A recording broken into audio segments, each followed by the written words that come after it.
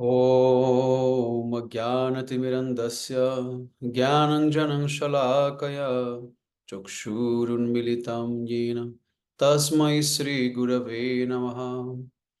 गुरवे गौरचन्द्राय राधिकायै तदालये कृष्णाय कृष्णभक्ताय तद्भक्ताय नमो नमः।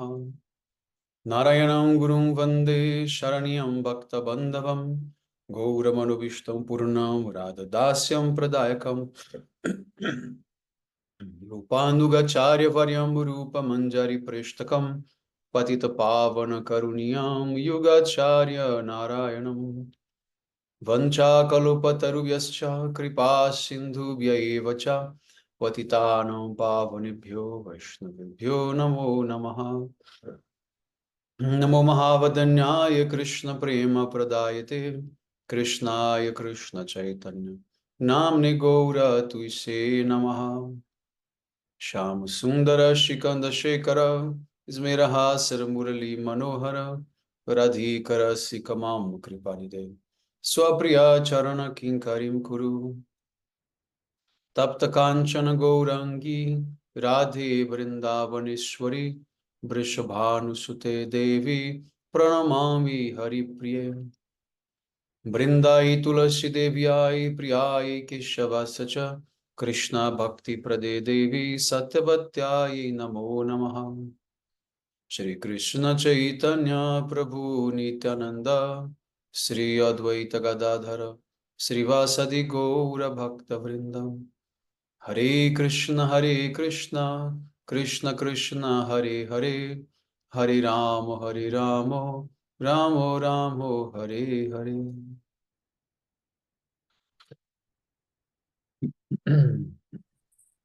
All right, so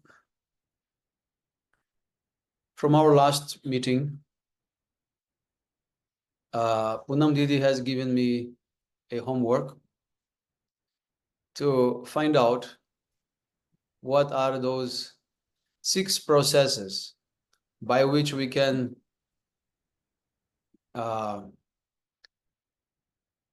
understand the subject of any book. So, as we have read, just let me open here. The the opening statement, Upakram, the closing statements, Upasamhar, the repetition of the subject, Abhyasa, the extraordinary result of reading it, Apurvata Phal, the praise of a subject, Artavada, and the logical arguments that establish the conclusion, Upapati. So, since Srila Gurudeva, he did not specify all these things here in the introduction, I had to search for it, but I also could not get all the informations, okay?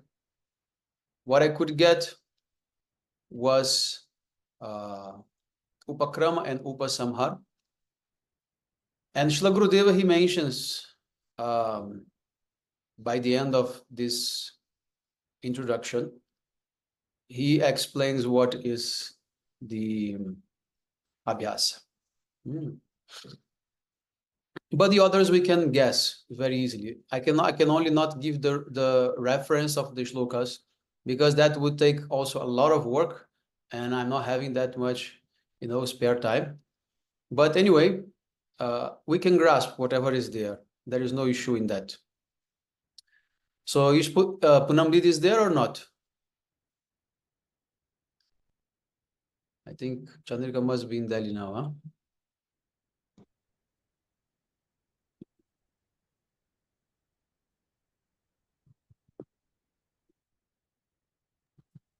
Okay. So Srila Jiva Goswami Pad, he mentions in the Paramatma Sandarbha these 6 types, okay, of Rishikesh Prabhu, okay, yes. You have to speak off your audio. Rishikesh Prabhu, you have to mute yourself, okay.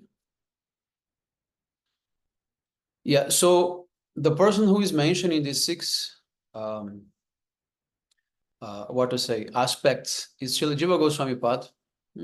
He's taking that from the Purva Mimamsa, okay, one of the six philosophies of India. So this is called the Satyalingam. So then he explains what is the Upakram, Upasamhar of Bhagavad-gita. So he says that, where is that?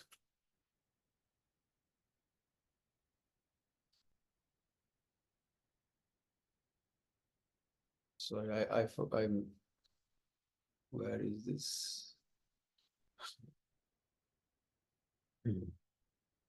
Yeah, so as I mentioned in the last meeting, the Upakram means the opening statement. This is not the first verse of Gita, but this is when Krishna begins to speak. Because actually Gita starts when Krishna is speaking, not when Sanjaya is speaking, right? So that shloka is the 2.11. Asocham angvasochastam pragyavadam cha bhashase gatasum agatasumscha nano shuchanchi panditaha. You are grieving for those who are unworthy of grief, and yet speaking as though learned. Those who are truly wise lament neither for the dead nor for the living. So this is how Krishna, he begins instructing Arjuna. So this is the Upakram, okay? And what is that? First of all, Krishna, he is now taking the position of a guru. And he is trying to make Arjuna what? Surrendered, right? The whole endeavor of Krishna is to make Arjuna to surrender. That's the whole purpose of the whole Gita, right? Without surrendering, without Sharanagati, there is no way to approach bhakti. Sharanagati is the doorway of bhakti, is the gate, is the entrance gate to bhakti. So without surrendering yourself, there is no point of practicing Shuddha bhakti. You can practice other types of bhakti, as we have seen, Karma Mishra, Jnana Mishra bhakti, but not pure bhakti, right? Okay. So now the Upasamhar, which is the closing statement of the Gita, is the 1866. Sarva dharmam parityaja mamekam sharanam braja aham tvam sarvapapibhyo mokshayashami mashuchaha. Abandoning completely all attachment to conventional duties. Seek refuge in me alone. I will free you from all sins. Do not grieve. So again, Krishna is saying, do not grieve. Mashuchaha. Say, do not grieve. So this is the same subject of the Upakram statement about grief. Okay.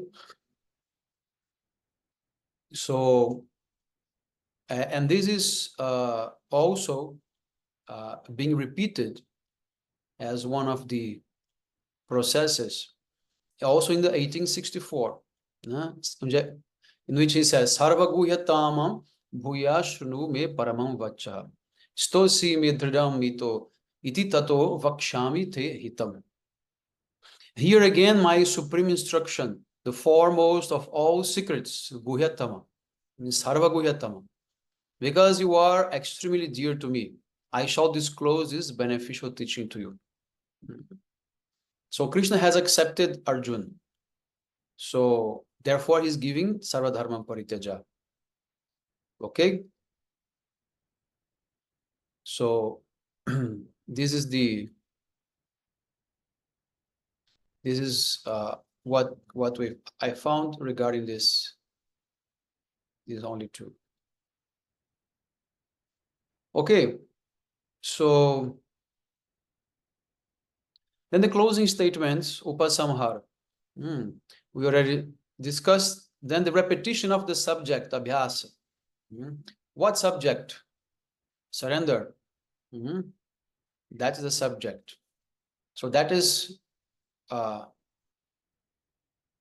surrender to bhakti. Means bhakti is the main subject, but it's being first described as surrender. Okay. So Srila Gurudev, he also explains that in more details later. But we can say ultimately the subject is bhakti, but there is a, what to say, a support, a subject which is supporting that, that is surrender. Then there is the result, purvata phal. What is that? You're going to come to Krishna. You're going to go to Krishna. And Krishna has also described that those who worship the demigods, they go to the planets of demigods. Those who worship the forefathers, they will go to planet of forefathers. Those who worship ghosts, they go to ghosts. And those who worship me, they will come to me. And then Krishna, he's speaking about the glories of his Dhamma, that is imperishable, that is full of bliss. There is no need of any type of artificial light, moon or sun. It's self-effulgent.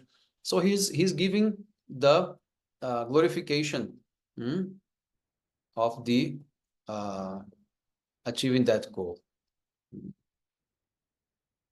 This is the Arthavad. Praising and appointing the goal. And then last one is the logical arguments that establish the conclusion. So Krishna have done this throughout the Gita. He's comparing the yogas. He's saying to Arjuna,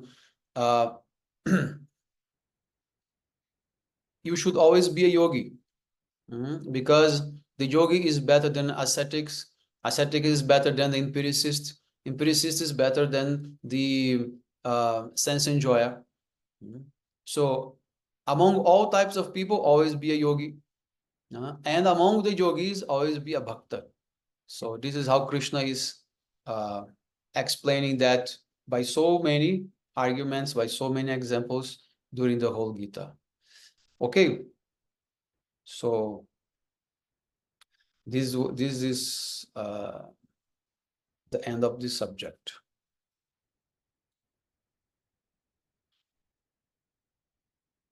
So then Srila Gurudeva says, those who deliberate on the Gita, keeping these 6 limbs of analysis in mind, will easily understand that pristinely pure devotion is its final import. At present, however, ordinary people will make conclusions on the meaning of the scriptures according to their own whims to fulfill selfish desires.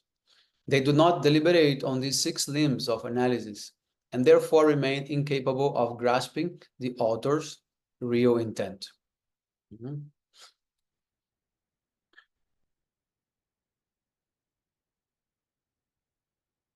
Everyone is following or not? Everyone is paying attention or doing some homework, home duties? No, Swami, yeah, we can hear you. We can understand. Following Prabhuji, yes. Okay. You should be with me, only for 40 minutes. Okay. Is it clear, Chandrika?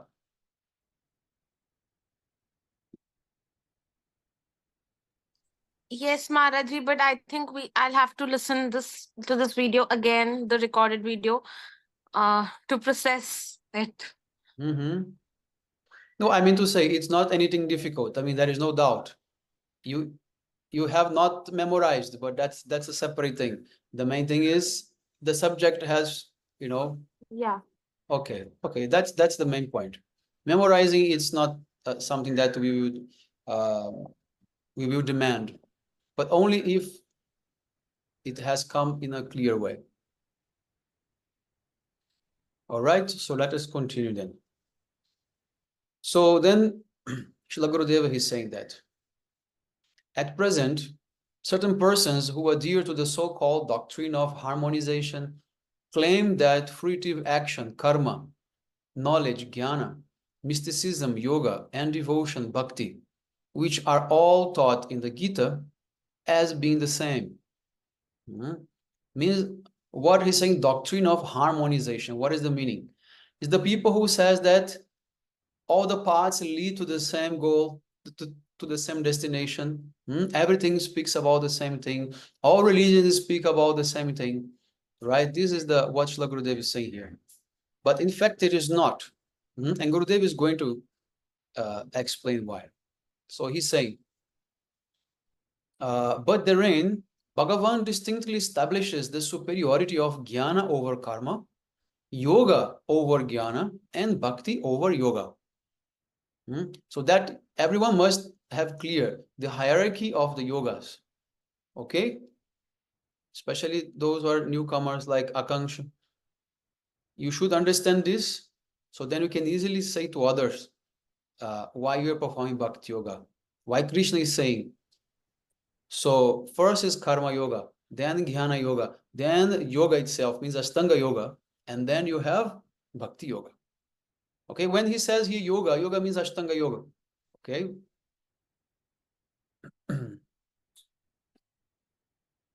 All right. For living entities deluded by the external energy, the performance of one's prescribed duty with a desire for the fruit, sakama karma, is described as the best.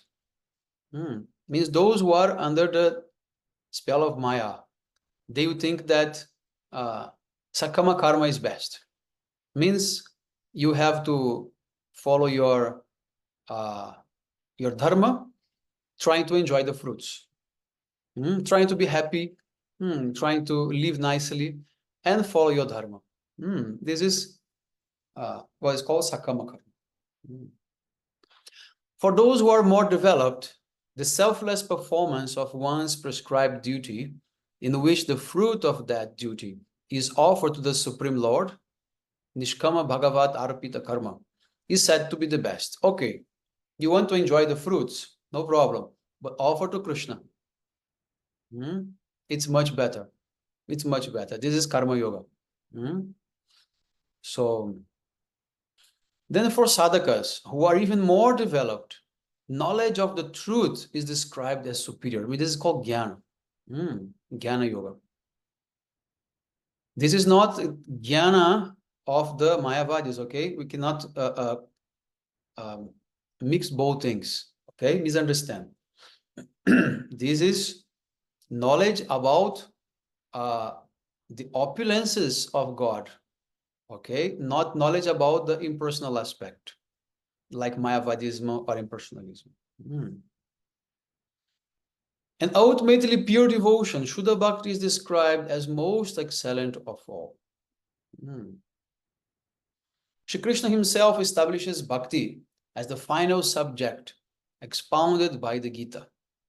To know this is to properly understand the Gita. It is foolish to depend on one's limited intelligence, to seek a harmony in the Gita that is different from the scientific, comparative one spoken by Bhagavan Shri Krishna. In regard to ascertaining the absolute truth, Bhagavan Shri Krishna describes knowledge of his impersonal feature, Brahma Jnana, as confidential. Knowledge of his localized expansion, Paramatma Jnana, as more confidential. Devotion to him and transcendental devotion to him, Parabhakti, as most confidential. This is the Samamvaya of Gita, the true Samamvaya of Gita. So this is called the three stages of revelation of the truth. Although the truth is always complete, always perfect, the truth also has levels, right? The perfect, the most perfect, and the extremely perfect or complete perfect. Yes. Now Srila Gurudev is going to address another issue in the verse Jajatha mam prapadyante tam sativa bhajamyaham, Gita 4:11. He says that some people incorrectly interpret the verse, which means in whichever way a person serves me, I in turn serve him in that very same way. Everyone follows my path in all respects. Right? It's a famous verse in which Krishna is saying that whatever you do, I will do in the same way to reciprocate. So it depends on the devotee's initiative. But Krishna is ready to reciprocate, right? And then he says, everyone follows my path in all respects. Krishna even says in Bhagavad-gita that the fruits that the demigods can give, it's also coming from Krishna. So in this way, Krishna is saying that everyone follows my path in all respects. Somehow I am behind everything.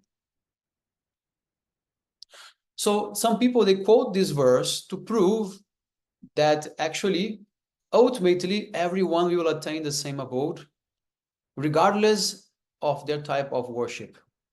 So they say you can worship the demigods, the ghosts, or the forefathers, no matter, you're going to reach the ultimate destination for everyone.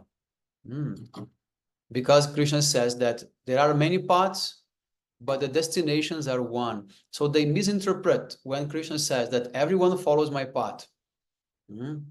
That whatever practice you do, you always come to the same goal.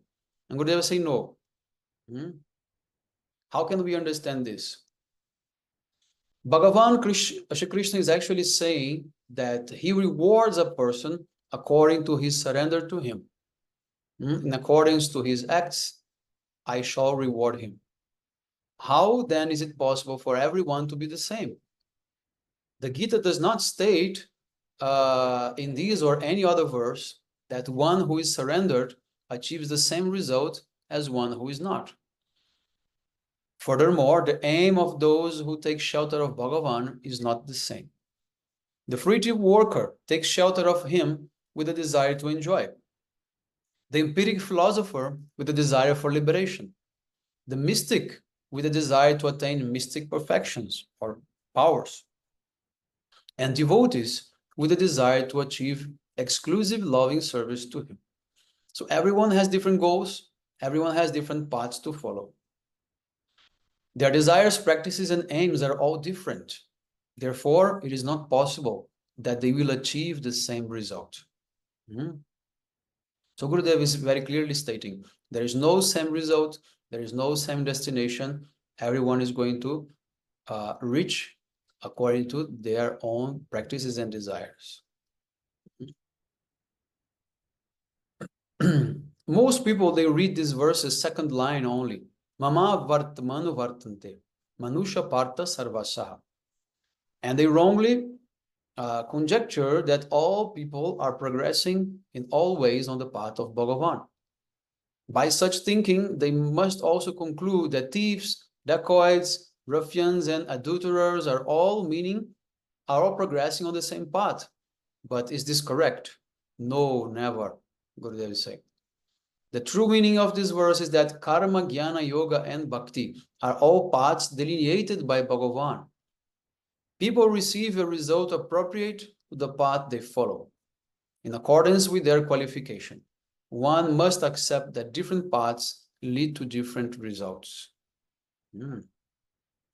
This is clear distinction between the thoughts and practices of Buddhists, Mayavadis, Jains, Shaivites, Shaktas, and Vaishnavas. It is illogical to say that they all attain the same result and destination, for they all resort to different practices to fulfill their different desires. Shunyavadi Buddhists desire to merge into nirvana, means the void, emptiness. Advaitavadis aspire for Brahma Sayuja, merging into the effulgence of the Supreme. And Shaktas desire material enjoyment. Shaivites chant Soham, I am him, or Shivoham, I am Shiva, to attain liberation. Buddhists do not accept the Vedas, whereas the Advaitavadis do and consider them to be of supramundane origin. The Shaktas consider Mahamaya to be the primeval potency, Adi Shakti, whereas Shaivites hold that it is Umapati, Shiva, who is the Paratattva, or the supreme absolute truth. Their conceptions, practices, aims, and objects of worship vary, so it is anything but sheer foolishness to say that they all attain the same result. The Gita certainly does not approve such an opinion. So this is the end of Gurudev's introduction. Okay, so this is very important also to know. What are the aim and goal of the other lines, of the other practices, right? So just to make it clear here, those who follow Buddhism, what is their goal? They want to merge in the void, in nothing. Nothing means pure existence without any type of transformation. Just like in the beginning of creation, Sattva, Rajas, and Tamas, they are in complete balance, right? There is nothing transformed. There is nothing, no object, no thoughts, no feelings, nothing.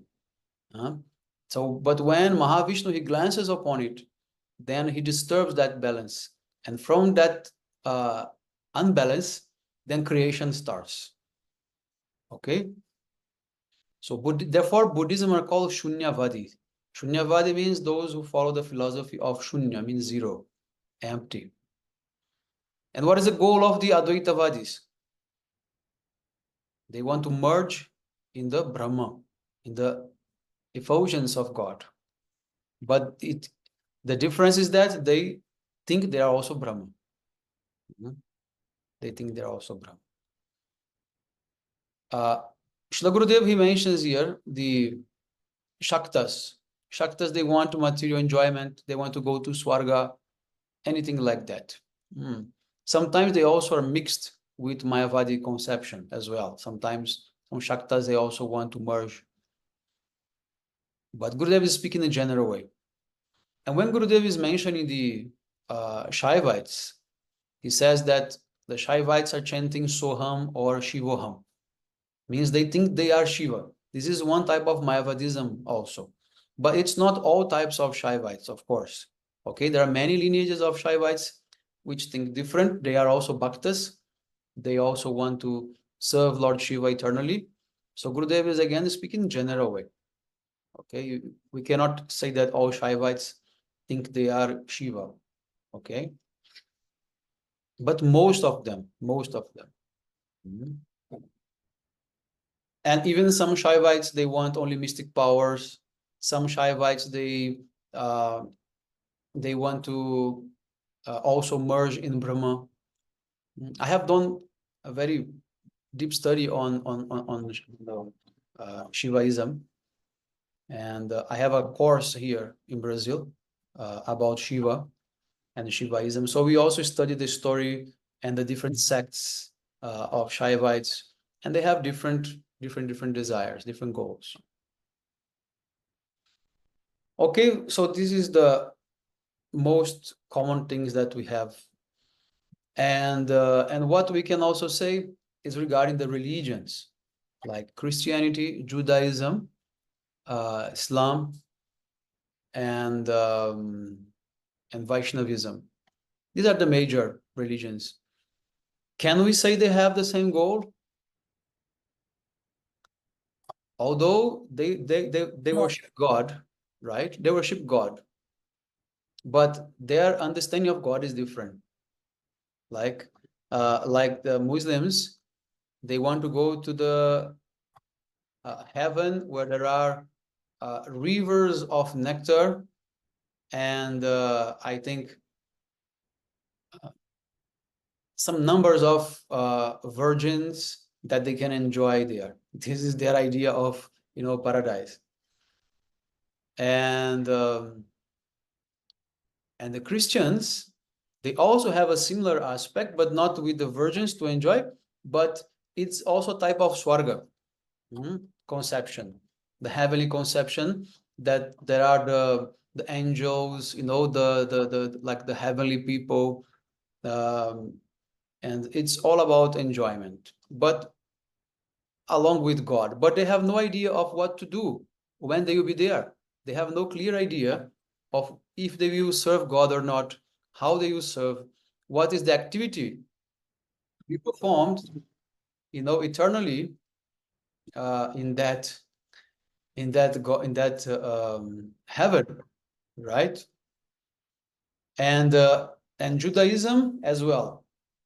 They have the same conception basically as the Christians because they follow the Old Testament, right? As well as the Muslims. But Judaism has a more close conception to the Vaishnavism. Why? Perhaps you know one devotee, his name is Isha Das, Isha Prabhu. He's from America. He's Prabhupada's disciple. He already left his body. But he came to Srila Gurudev. And most of the videos we have of Srila Gurudev, he recorded. And he was in charge of all Gurudev's archive for audio and video. And he's from a Jewish family. So he wrote a book. The book is called Twin Souls. I have this book. It's very nice. This book is the dialogue between a rabbi, which is a type of Brahmin for the Judaism, and a Vaishnava. So they begin to talk about their religions, about their conceptions, about everything. And he did that, of course, purposefully because there are so many matches in between both religions, right?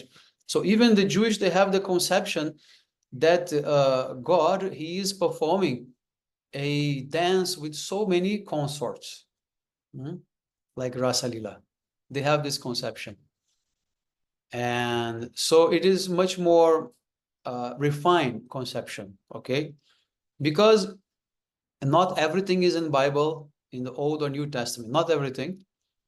There are many instructions that Moses received out of these books.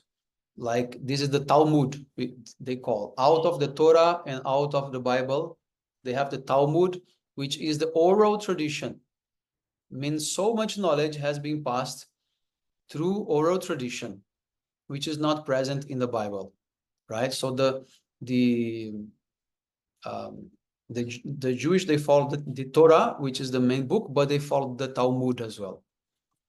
So their goal is also very different than the goal of Vaishnavism. So how they can reach the same thing. And with the knowledge we have about the soul, about reincarnation, about karma, about the relationship with God, we can say that they will never achieve perfection through those religions, right? They have to mature their conception of service to God and then ultimately come to Vaishnavism, right? Because there is no point of reaching the final destination by some very, simple philosophy as they have. They don't even believe in reincarnation. I mean, what to speak of, understanding what is liberation, right? And one more very important point is that for those who are Christians, they believe that you can only be liberated if you accept Jesus, right? Otherwise, you have to go to hell. But Jesus came only 2,000 years ago. And the people who lived before, they had no chance to be liberated, right? And the people who born with some disease and die, otherwise they don't have even time to listen about Jesus. So what about them? They have no, mercy. So in this way, they have to mature and gradually come, to understand what is Vaishnavism, which is the most, sophisticated type of devotion that can, explain everything, right? Okay, so this is the end of Gurudev's introduction. And then he will give a brief description of the life and teachings of Srila Vishwanath Chakrabarti Thakur. Okay, that we can read next time. Summarize. And then it comes the prelude to the Mahabharata war. Gurudev is explaining. I don't know if Gurudev, but the publication team. And then the Gita will start from chapter 1. Any question, any doubts? Any comments?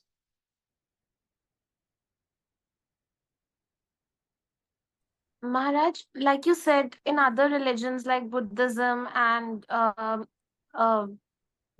the Mayavadis, they aim to go in the void, or reach the, or in just merge in the Brahma, in the Brahm, not Brahma, sorry, Brahm.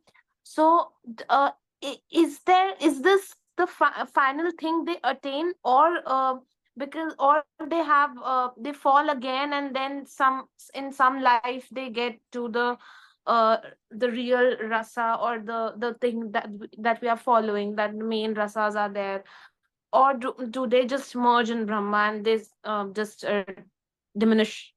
That's what I can say. Yeah. See, there is a distinction between the Mayavadis and the Buddhists. The Buddhists, they go to void, and Mayavadis, they go to Brahma. So Mayavadis, they have chance to again restart and develop bhakti. But Srila Gurudeva explains that the Buddhists sometimes, not with all of them, but those more like staunch follower, his soul can be totally destroyed.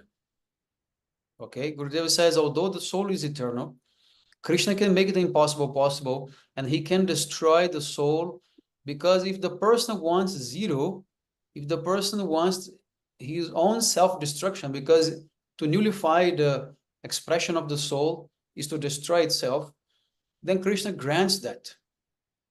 And Srila Gurudeva says he'll be fried like a mustard seed in a boiling oil.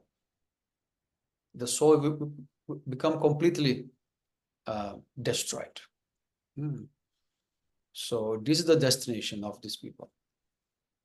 And the Mayavadis, do they fall back again and they get a chance? Because like I Yes. see so many people around me who so in my house only they follow a cult called Ram Sharanam, where they believe in the name Ram, but they think that Ram, there is this the name Ram, everybody will merge into that name from the Jyoti that is coming out of the name Ram. But they believe that okay, that Ram had an incarnation of Lord of Dashrathi Ram that we see. So like I see them, they are throughout the day, like like Akshay's grandmother, she takes so much of Ram Nam, Ram Nam, but behind, at the back of the mind, the philosophy that she is following is again Mayavad. Yes. So do these people have a chance of, even if their Ishta is Ram, do they have a chance of reaching Saket Dham or something like that, where they do seva of Ram, or do they fall in Mayavad only? Yes. So the first thing is that many Mayavadis, they perform bhakti also, right? But bhakti for them is just a way to reach Brahma. So we should be very careful when we watch to not mistake them as a devotees, right? So if you do not explain to me all this philosophy, if I come to your house, I see someone sitting and chanting Ram's name, I would think he's a devotee. He's like a genuine bhakta, right? But many Mayavadis, they follow bhakti as a means. And exactly the way you have described. They think that the Purush, the form of God, Bhagavan, is actually a product of Brahma to interact with us, to show himself to us, so that we understand, because we interact with the world through our senses, right? So he will display so many pastimes, so much opulences and knowledge, so that they can attract our mind. But once that state of Brahma is realized, then they will just wipe out everything, and nothing more is important. Bhakti or the murti, whatever, right? So, but there is a distinction between a Mayavadi who is practicing due to ignorance, or sometimes not due to ignorance, but due to desire, does not mean that he's going to achieve a Brahma at the end of his life, right? So what happened in the Srimad Bhagavatam is saying that this person has to go to hell. He's not even going to Brahma Jyoti. He's going to hell. So he thinks he goes to Brahma Jyoti, but he will go to hell. If after going to hell, he's not going to learn, then again he will come back and he have a chance again to, rectify. But there is no such destination. But the yogis or the jnanis who are not Mayavadis, but they worship Brahma as the impersonal aspect of Lord, they can reach to Brahma Jyoti. Understand? They can reach to Brahma Jyoti, but also for some time, not forever. Okay, they will stay there for some time till something will happen. The desire to perform bhakti will manifest again, then they will come down in a very high, elevated Brahmin family to be able to develop his bhakti now towards Bhagavan, because he's a bhakta, right? So these are the differences between all these type of people. It's clear?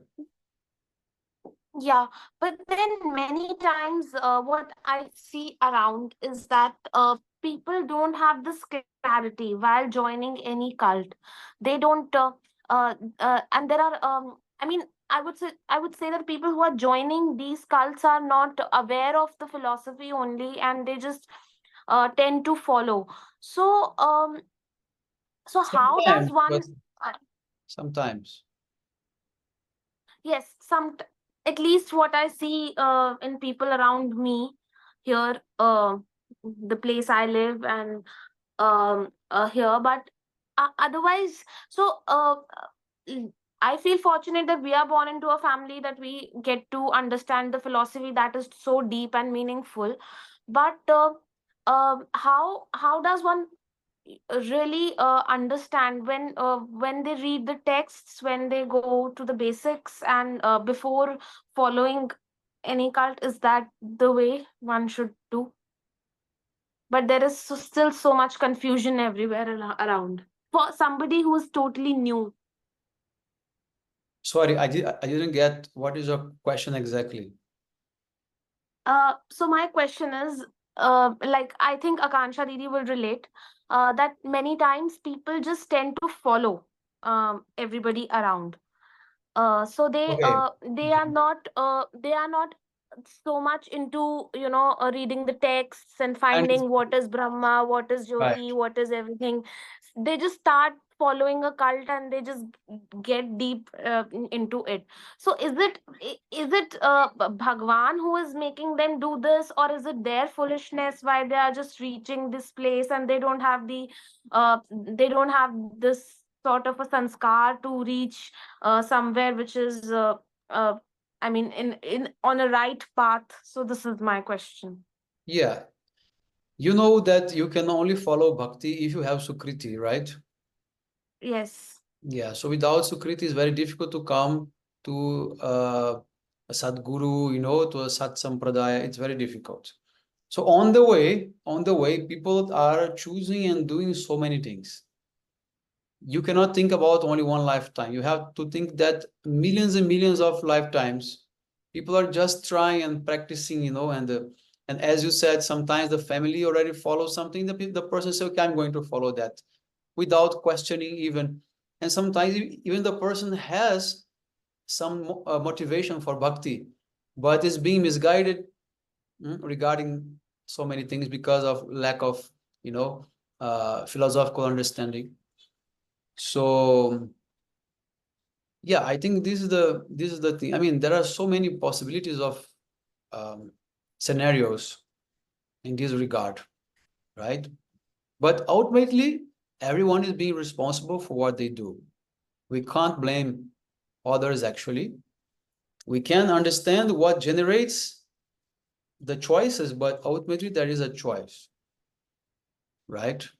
So based on that, Chitragupta is going to read what is there in your account, and destination will decide Bhagavan, Dharmaraj, and others. It's difficult to say what's going to happen with some specific persons. I can't say. What I can say is what the scripture says about a general destination, right? But in which everyone is situated, for me, it's difficult to say.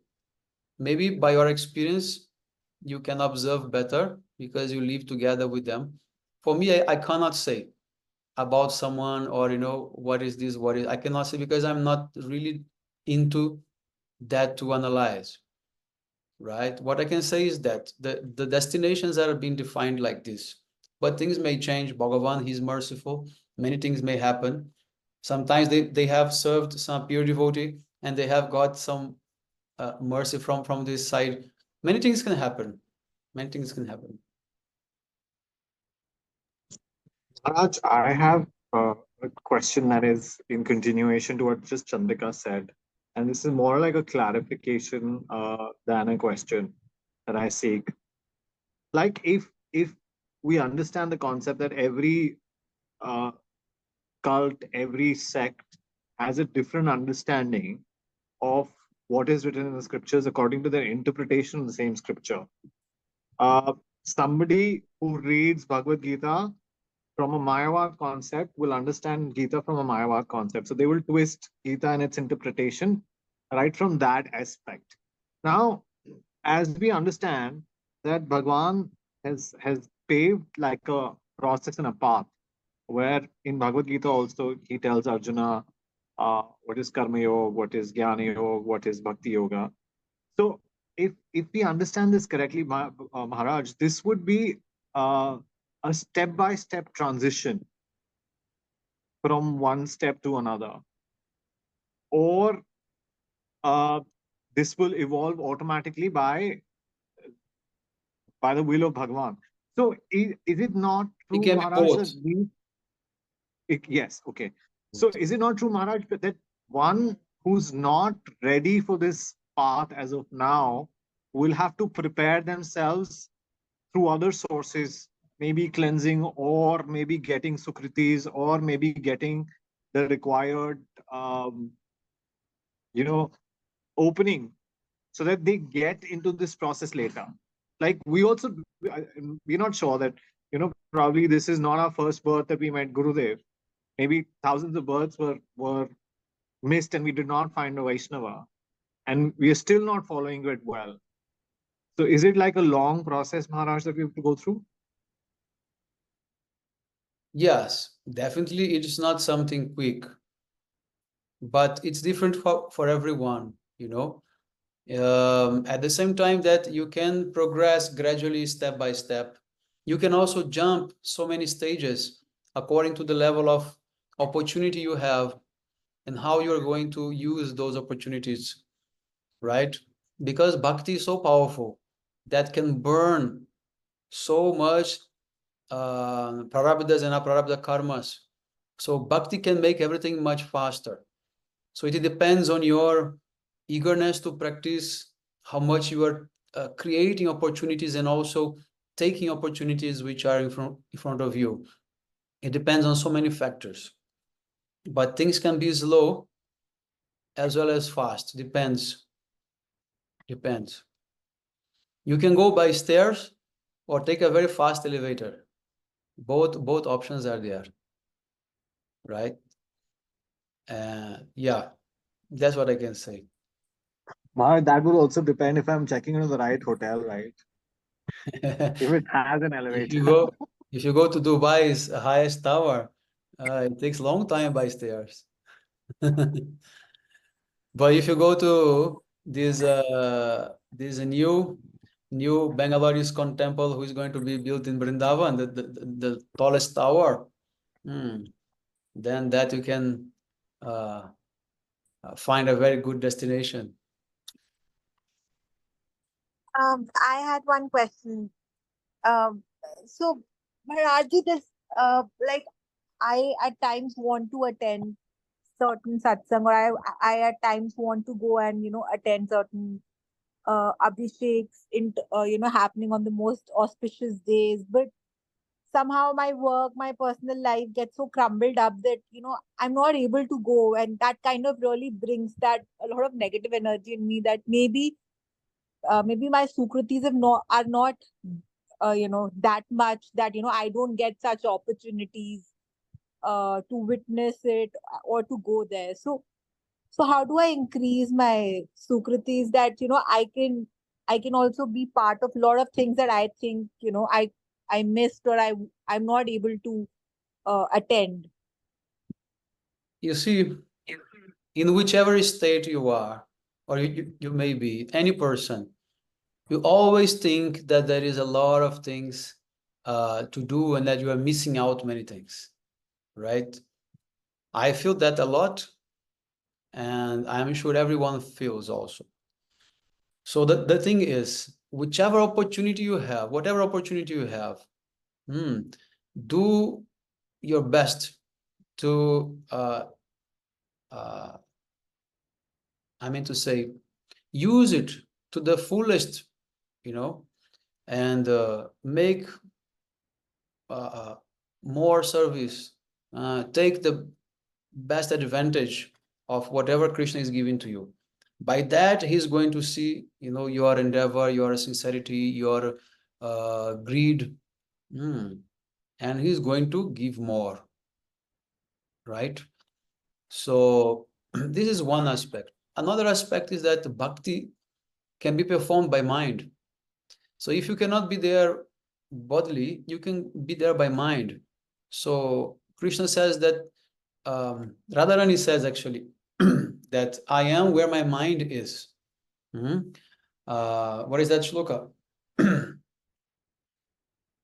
Anira hridoyar man mora man vrindavan. For many peoples, they their mind is where their body is, but my mind is my heart is. So if my heart is in Vrindavan, my mind will be in Vrindavan. Rupa Goswami also is saying, Tanam Arupa Charitadi Sukirtananu Smrityo Kramena Rasana Manasi Tistam Braje Tadanuragi Jananugam. So, see, if you cannot be physically in Vrindavan, then you be by mind, no problem. Because bhakti gives fruits by mind. So if Krishna is seeing that even though you cannot be physically, you are endeavoring to be there by mind, you're meditating, you're remembering, you're connected, then he sees and he gives you the opportunity. Because of course, being by body and by mind, both are the ideal situation, right? But if we cannot, then be by mind, be by heart, be connected. Most important thing in Krishna consciousness is to be connected. Always be connected. Always be meditating. Like the turtle. The turtle will put the eggs on the beach and will cover with sand and leave and go to the ocean, right? But by mind, it's always thinking about the eggs. It's always connected. And by that power of mind, the eggs are going to crack and babies are going to come out. So in the same way, if you are connected by mind, then you have everything. Rupa Goswami Pad says, always remember Krishna, never forget Krishna. This is the topmost teachings. And gradually, things will be